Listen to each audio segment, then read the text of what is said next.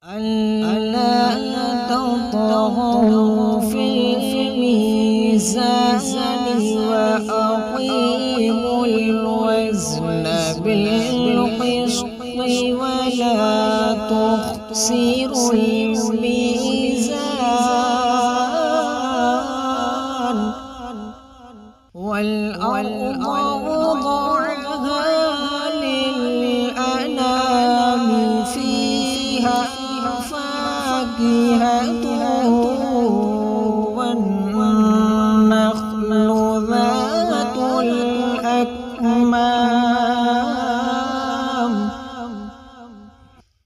والحب ذو العصف